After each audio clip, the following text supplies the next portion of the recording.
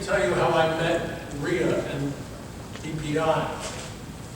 I was looking for an opportunity, and lo and behold, as I'll tell you later, I came to a meeting, and Rhea was here and other people, and I talked to them. I talked to Rhea, and as you know, Rhea is a very kind person, and she would then answer my emails with questions. You know, I had questions.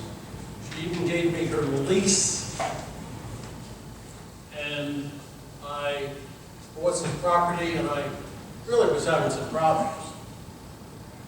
One particular problem was that I had a tenant, Section 8, and her portion of the rent was $2.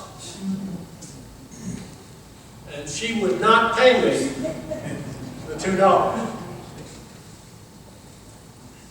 She was adversarial as well. How adversarial? I was doing work on her back fence, and I had to use the facilities. So I went in the backyard, knocked on the door. Hello, who are you? I said, Joe Neilson, landlord. I have to use the bathroom for a minute. She said, no way. So anyway, I brought to Rhea this situation. And I said, Rhea, she doesn't have a job, she doesn't have money. Rhea said, no, she has to pay the rent. And I said, I was giving Rhea all the excuses she had given me that I had bought. And I said, well, you know, she has a baby and it needs food and medicine. And she said, look, Joe, I don't care if she has to make the $2 on her back. She's paying the rent. Did I say that? Yes, you did. Yes, you did. You didn't explain what I meant, right? Sorry, Rhea. But you have to collect the rent.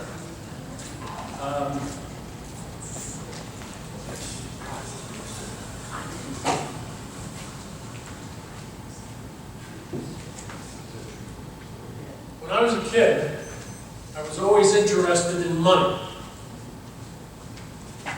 I used to deliver papers, newspapers. I delivered the Catholic tablet on my bike. It's more than wrong.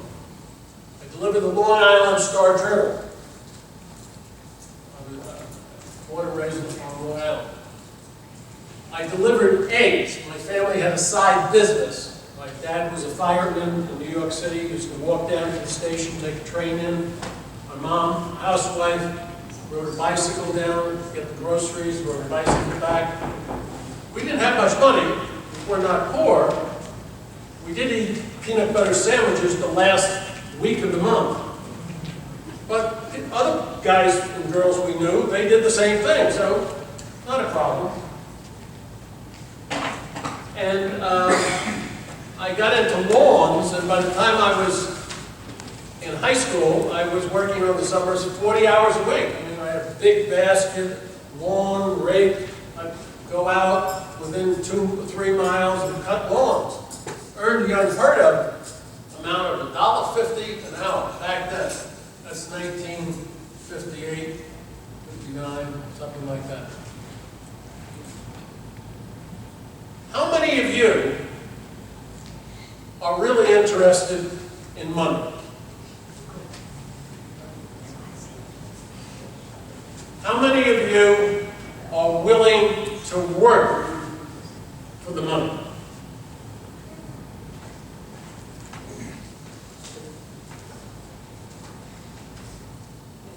The name of my talk is Yes, I Can.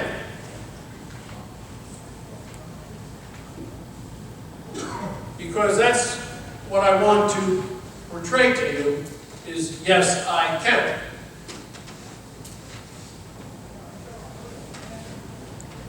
when I was in the 50s, there was not a lot of money around, and I knew no businessmen. The businessman I knew was the fellow who operated a candy store in Elmar, and the German delicatessen guy who most of the people in my area would not go into because they were still recovering from World War II. I didn't know lawyers or et cetera, et cetera.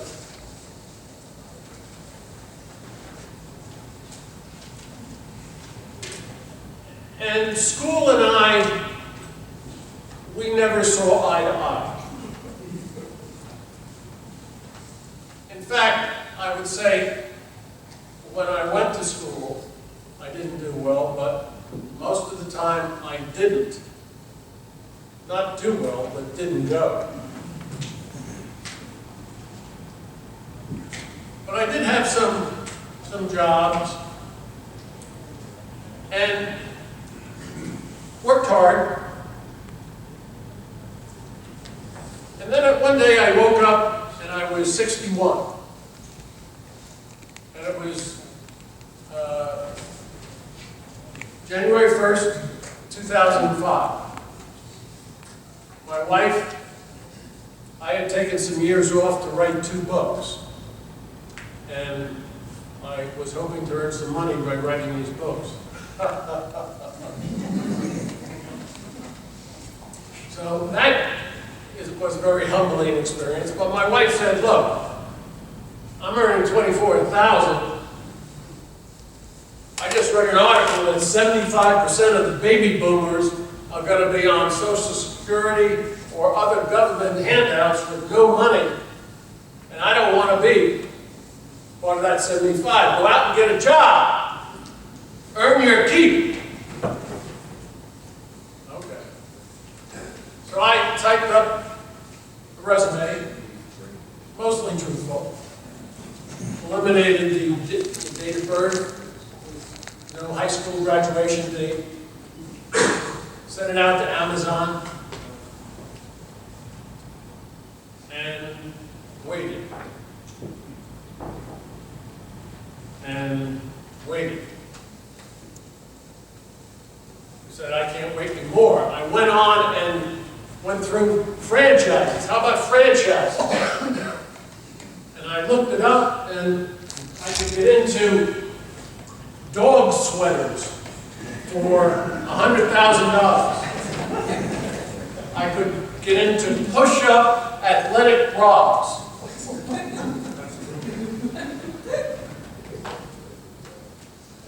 Nothing clicked. I even called up a few newspaper ads. I went on Craigslist. Really down. One night, frustrated, I said, I'm gonna. So I take a beer from a nice micro brew, and I sit in front of the TV, and the football game, it's a blowout, so I start going through the channels. And pow! There's a young guy, and he is happy.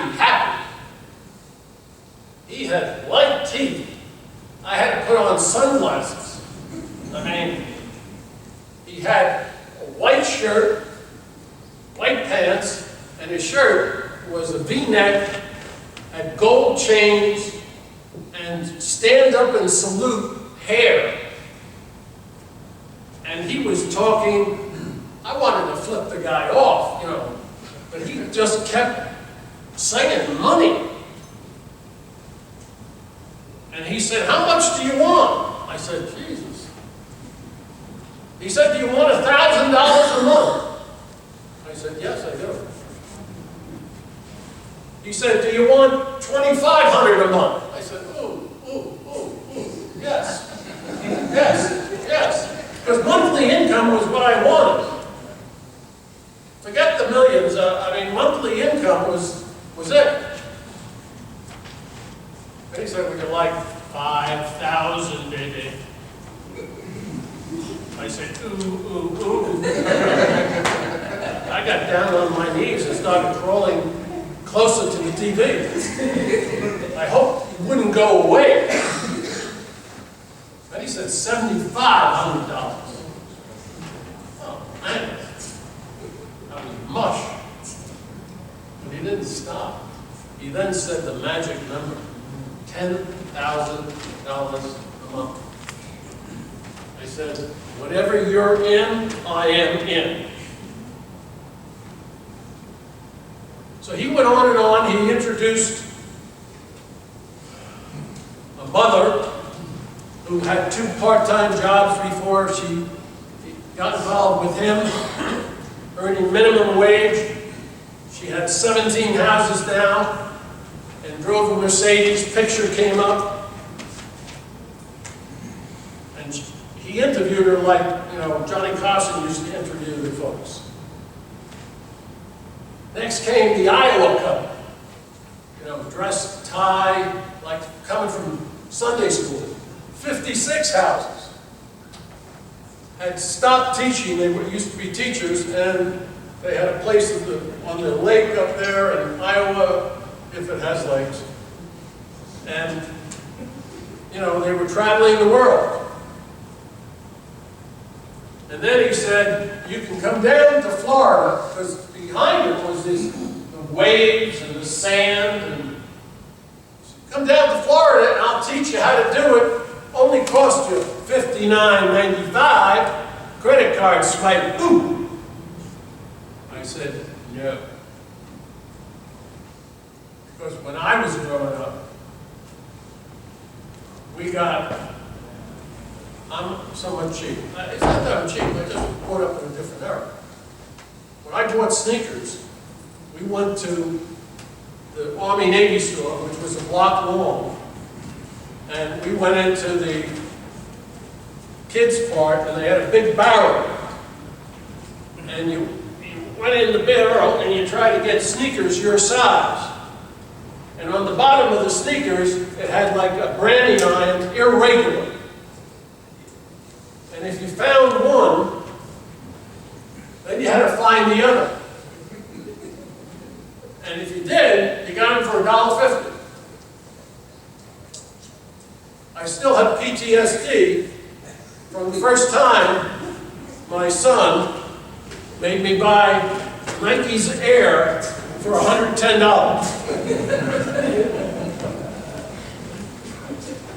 So I wasn't going to give this guy $59.95, but I thought that this might be the thing. So I went on Amazon and bought 5 used books. One of them was from William Nickerson, How I Made $3 million in Real Estate in My Spare Time for a $1,000 investment. I figured, if he could do it, maybe I could do it. I came here to DPI. I went to other courses that were, you know, reasonably priced. And I tried to educate myself on this mass array of real estate, what particular niche I wanted to be in. Duplexes, vacation houses, commercials, hotels, etc., apartment buildings. I mean, where should I go? So it came down to trying something. So I said, let me try houses. And I said, I knew enough about business to know that I wanted to do a niche. Can anyone tell me what a niche is, or as Warren Buffett says, a good business? Anyone? What's a good business? A niche is like a subsection of the whole target market. Yes. Can you elaborate more? Yeah, what are the 2 forces in business that make up business? You got it, baby. Okay, supply and demand. So in a niche, what do you want to be there to be more of? You own a house in a niche. What do you want more of? demand and you want less. Okay. If there's one thing you take away from my talk tonight, is you must be in a niche. If you're not in a niche, if you can't elaborate on it, talk it, if you can't write it down what it is,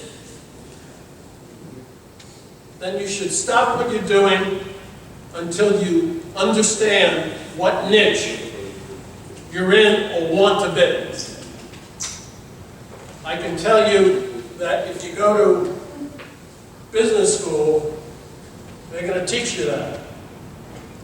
All good businesses understand what business they're in. Okay? All good businesses know what business they're in.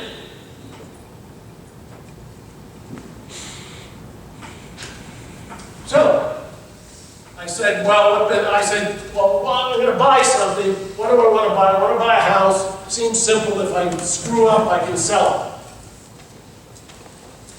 I said, well, what type of house? I said, well, I don't really know. Something inexpensive. I mean, I hate to tell you this, but in 2003, I bought a Camry that had been totaled, and a guy rebuilt it. It only had 20,000 miles on it. I bought it for $10,000. To this day, it's out in the parking lot with 215,000 on it. So I'm naturally, I like, so I wanted to get something cheap, but my niche was a good school district. I wanted something that people wanted to live in. Does that sound reasonable?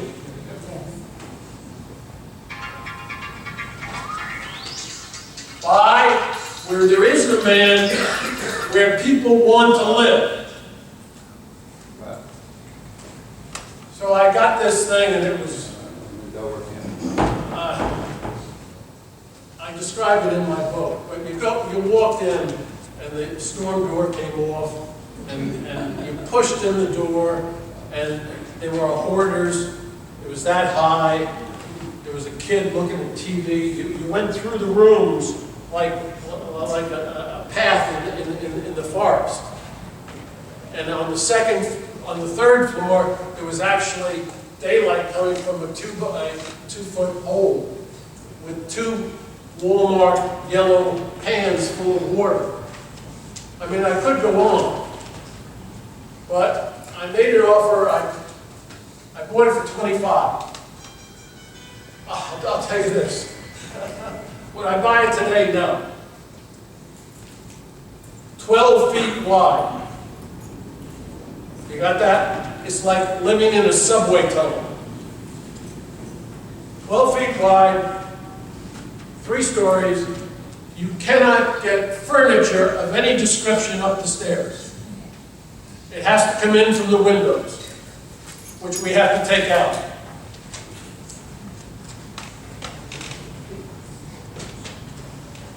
But on the first, I've found that my dogs bark beautifully.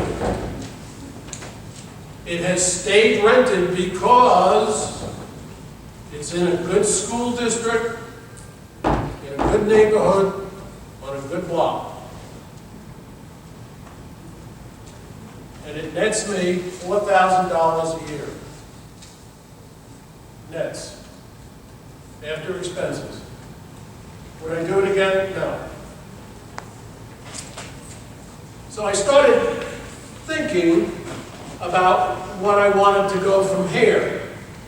And I was listening to tapes. If I found a course that I liked, from someone and they wanted $1,500 or something, what would I do? What would I do? Go on eBay, baby. Hey, you're my man. Go on eBay, of course. Get the course. And I was listening to this, I think it was a tape. And this guy said, wait. He said,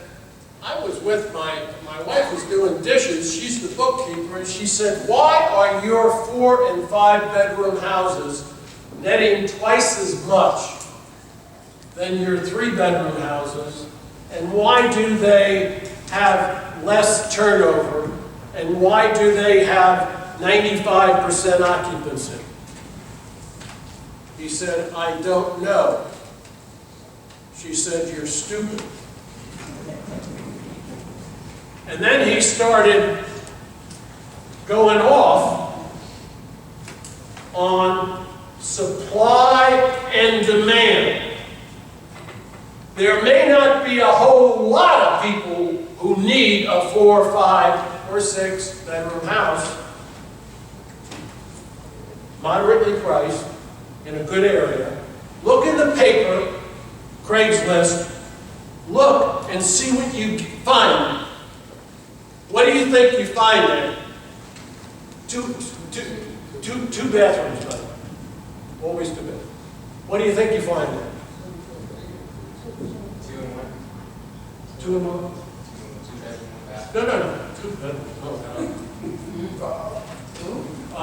No. 2 bedrooms. You don't find a lot.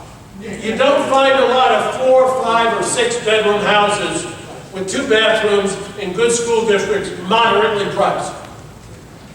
I mean, sometimes there's none. So if you have something of which demand is higher than supply, you can get it rented, you get decent rent, and what's the biggest expense we have as landlords? Turnover. But if they're there and your property is nice and you're giving good service, and they get angry or whatever, or they want to move for some reason, they have to find something else that's a 4 or 5-bedroom with 2 bathrooms in a good school district, and they can't do it. Or it's difficult to do it. So you want a niche. Now, there's hundreds of niches. My niches are not your niches. The way I do this thing may not be what you do it. You have to understand it. So, I started buying. Now, what type of houses did I want to then buy? Me being a cheap guy. Inexpensive, but how many bedrooms? I'm cheap. 3 bedrooms, 1 bath. 3 bedrooms, 1 bath, that I then rehab to 4 bedrooms, bath and a half. Same taxes, which I appeal all my taxes. And I enjoy that.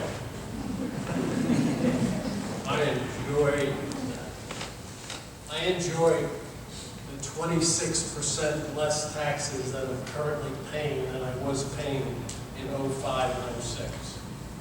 I like that. But if I had my preference, do I buy 4s? Yes. Do I buy 5s? Yes. But I can take something and I can find bedrooms. And I can put in powder rooms or full bathrooms, mostly powder rooms.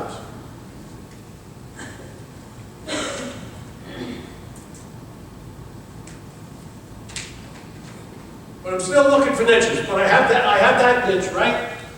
So one day, meeting at my garage, my electrician. And by the way, in my book,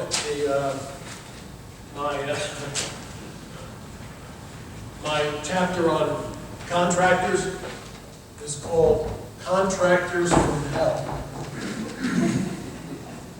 By far the most difficult things I've had to do with this contract. Anyway, I was meeting my electrician, who I still use. And I have a garage, and I store my stuff there, and at that time I was doing some physical labor, which was, and he says, Joe. I said, yeah. He says, are you renting the other half? I said, no. He said, would you like to rent the other half?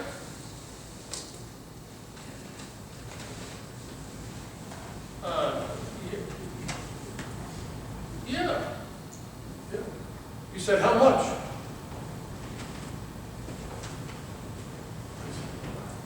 $50, $75? No, I don't know. I just was silent. He said, I pay $125 in Chester, but I can't go there at night. I said, okay.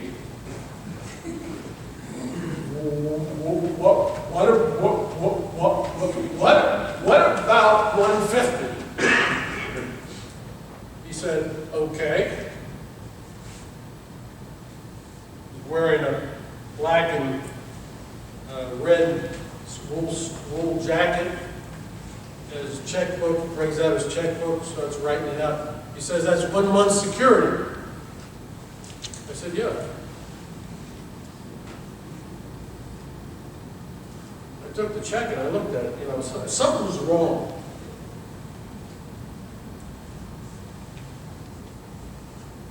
Looked okay. So I started walking away. He said, Joe, wait. I said, no.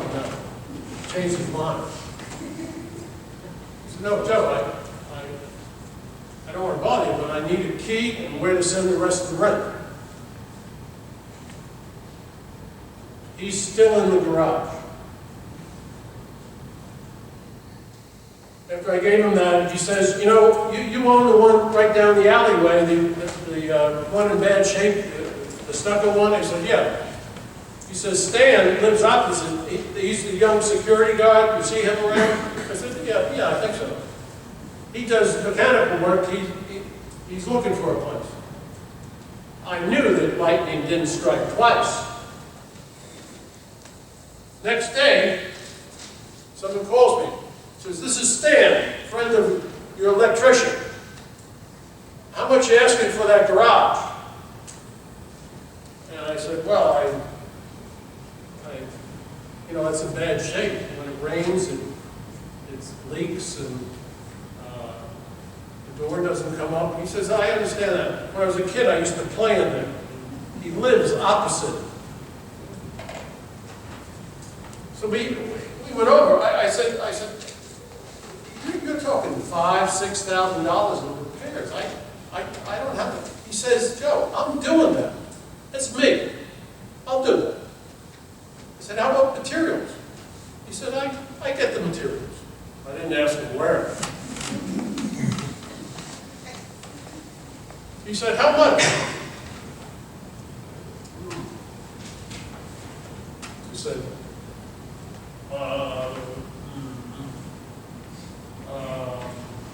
it was big. I said,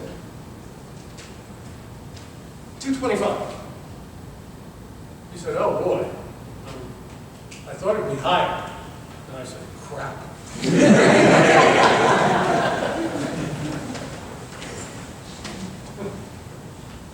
I now have 26 garages. And if I had another 26, I'd rent them.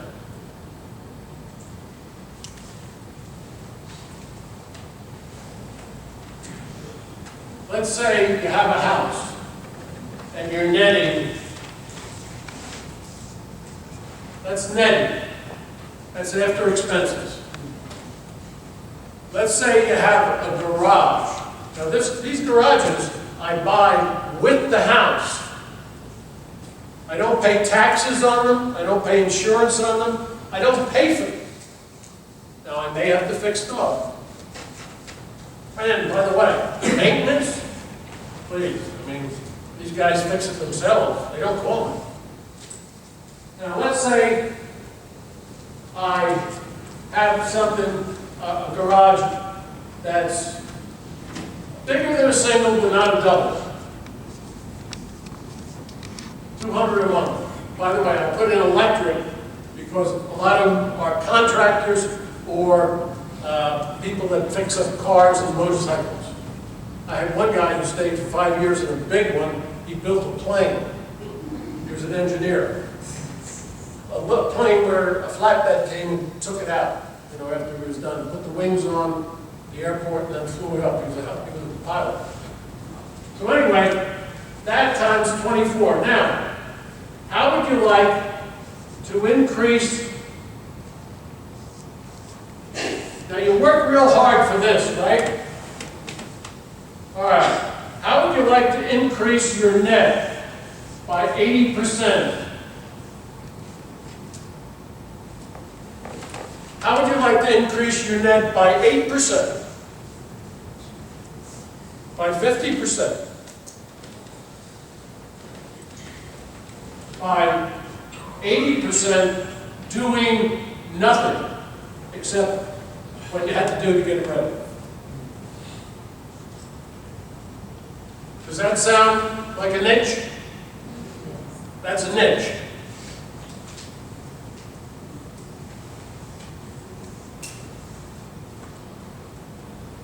I have one house that has 5 garages, one house.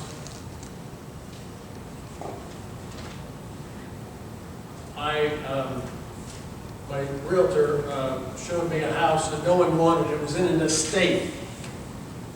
And they lived there for 50 years or whatever. And the guy's Italian, he was making wine in the basement. But he also must have had some sort of animals there.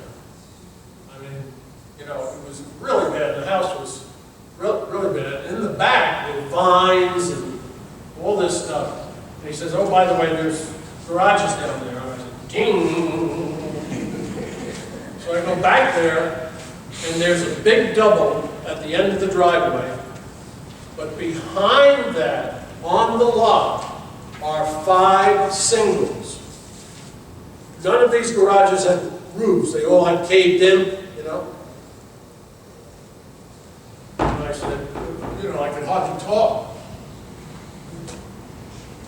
No one wanted it. So I made an offer. And they're cash flowing today.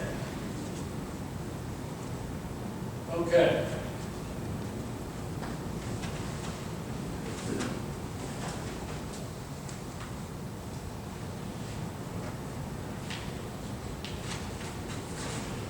All right, so we're into 2 niches. The third niche. I'm trying a 4th niche, by the way. My third niche, pretty simple. Students at Newman. You all know Newman University. All right, I don't live too far away. Up in the Mill Hills of, you know, Mount Road, Convent Road. I buy old beat-up things that other people don't want, and I shovel in bedrooms, baby. I do bedrooms where people, I am a magician.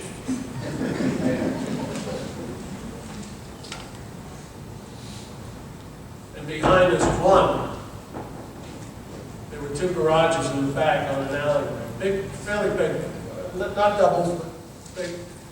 And the realtor said, of course, those are knockdowns. And I said, knock down my foot. One was like this. It's not like that now. 180, and the next one, 175. That's on top of 6 Newman students. Sweet. So Newman students. And the 4th niche that I'm just trying is South Philly rooms. Rent rooms. South Philly. If you have 4 bedrooms, you can certainly 2,200. Taxes are low. But of course the prices are high, but you're going to get appreciation there. All right. let's go into a couple of the specifics. And now I buy things that no one else wants. Families can't handle it. I mean, FHA doesn't want to do it. And I rehab them extensively. And when I finish, they're beautiful. I'm going to pass out some pictures and some of the rehabs before and after. You can just pass them around. And some are just the finished product. But they all were not in good shape. Let me start back there. There you go. Okay. How I buy. I bought a lot of properties since '05. I have tried, when I first started, I tried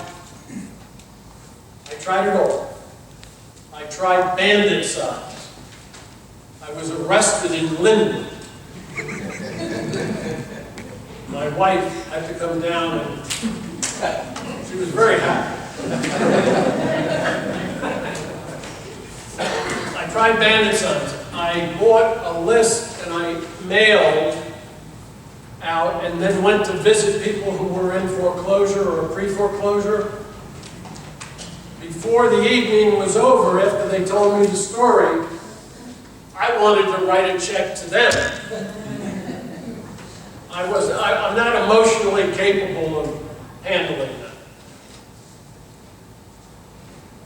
When I took a look at the statistics as to where I was doing the deals, now this is '05, every year that passed, more and more of the deals I did were MLS. Since '09, 86% of what I've purchased is MLS. Most foreclosures, no, not all, most foreclosures. And instead of going out and looking at 10 properties, do I need to do that? I have a computer. There's programs that I go in and they send me all the new listings, any price reduction in this zip code and this price range, 3-bedroom. I mean, I get them every day. I'm sure you could too.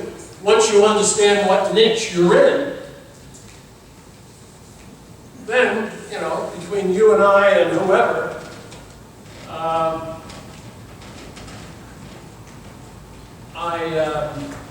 get a lockbox. I go in, I make offers, and many times I reach settlement and the realtor has never seen the property. Am I running out of time? Okay. Okay. All right, I'll go real quickly. The way I offer is I make a ridiculous offer. I make it so ridiculous that I want the realtor to be embarrassed to present it to the other realtor. My rehabs, you've seen them. I have 46 things that don't go into my rehabs. Starting with rugs, central air, storm doors. One appliance goes in, the stove. You want to hear some terrible ones? No toilet paper holders. No towel wraps. Anything I cannot put in the house that might cause a maintenance request in the future, I will not put in. But as you see, my house is beautiful and they rent. No rugs. God, so glad I'm not with that. Financing, simple. I buy it cash. I've used hard money lenders, etc. I rehab it cash, I get a lease, I go to a bank, I attempt to cash out. I don't always do that. You understand what I just said? You buy it cash, you rehab it cash, you get a lease, you show it to the bank, they do an appraisal, they give me 17%, I hope to cash out.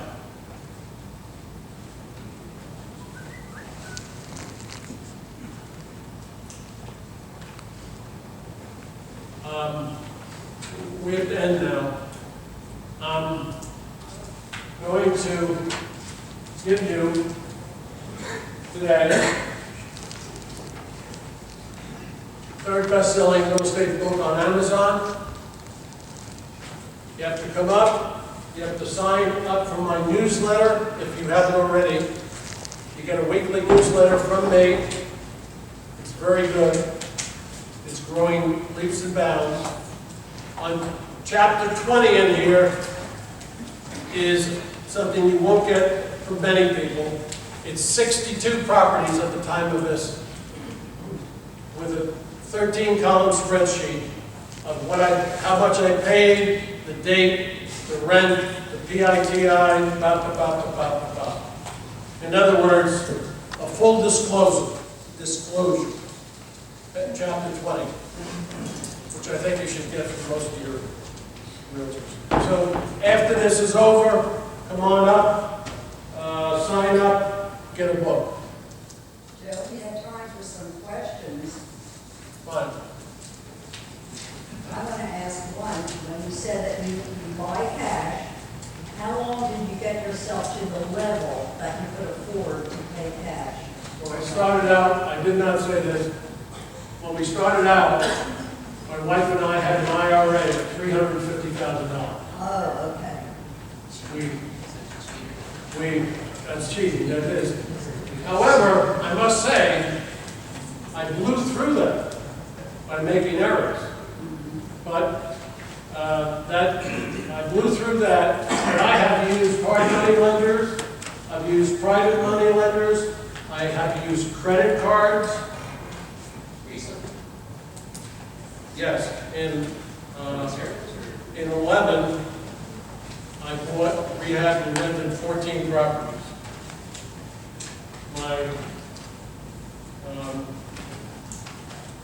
My cash on cash was 86%, if you know what that is. Yeah, that's good. Like property. Is it a business line of credit or is it a personal line of credit? Like business credit card? Credit card. Credit card. We were paying 22%. 6%. Okay. All right. Yeah, it's not. Yeah, I understand. We're different folks. I was going down the highway at 100 miles an hour, and I wanted to hit as many of those properties that I averaged buying. In 11, it was about, my average price was about 25. And it was even lower in 12. The recent one I just purchased was 1,850 square feet for $20,000. So I'm buying, I'm rehabbing, but I can't get old money out. So many times I have 20, 30, 40, maybe $50,000 in it. So it's not for the faint of heart the way I've done it, but the concepts are the same.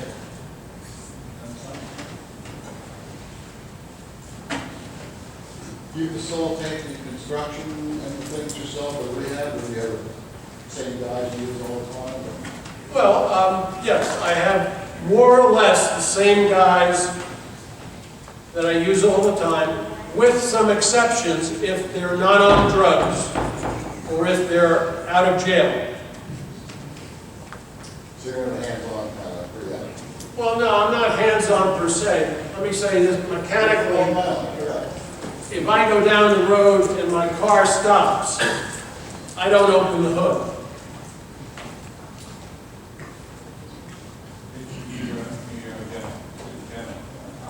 Well, I have a general contractor, but I also hire directly the electrician, the plumber, the, the flooring guy.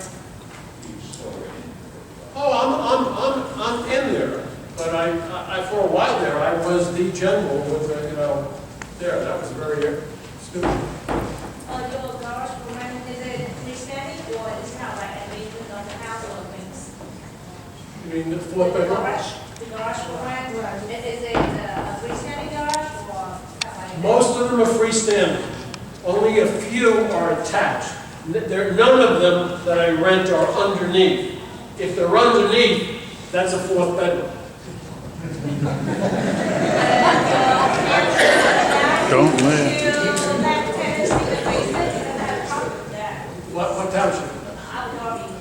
Well, you don't know how to, talk to me afterwards. I have 28 properties in Upper Darby, and they know me, and I do it all the time. Well, they give you a problem, but legally, you're 100%. It's not a problem. How much for you're done to rehab, or you buying all these guys?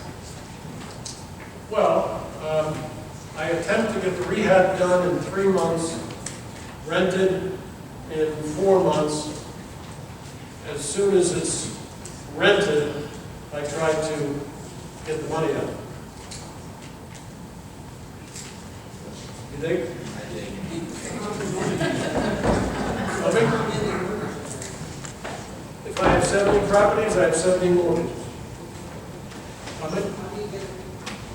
Get away with it?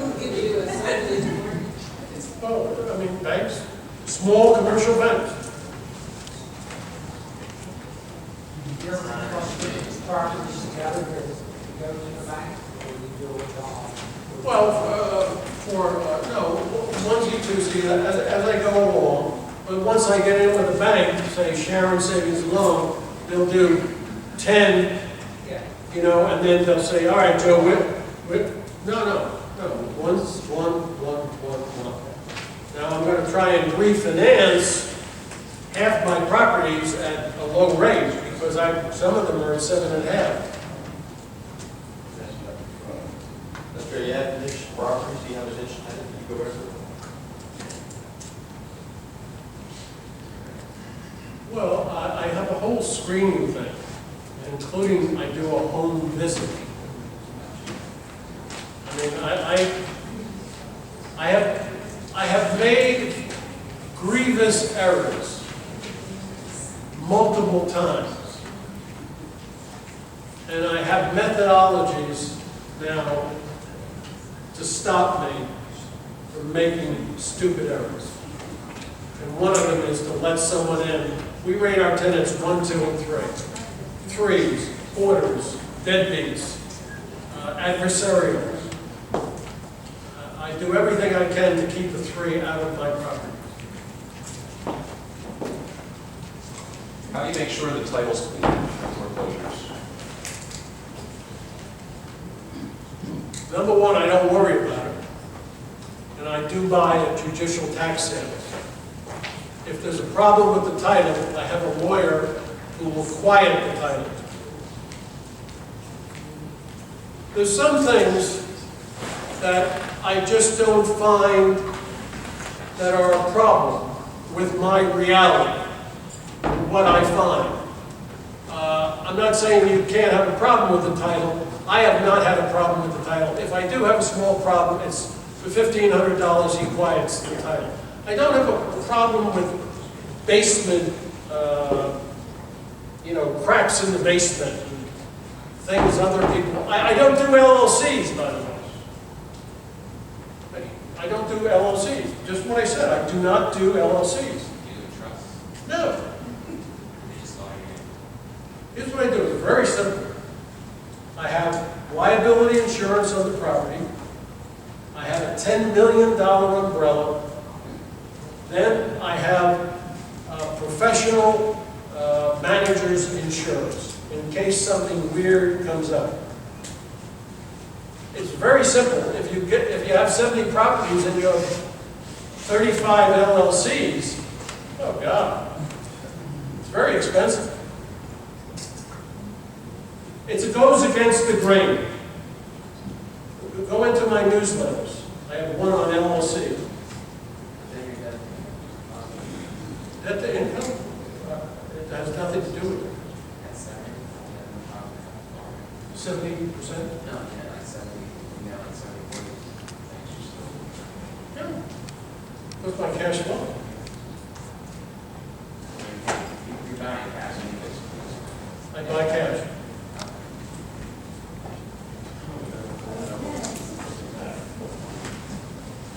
Okay?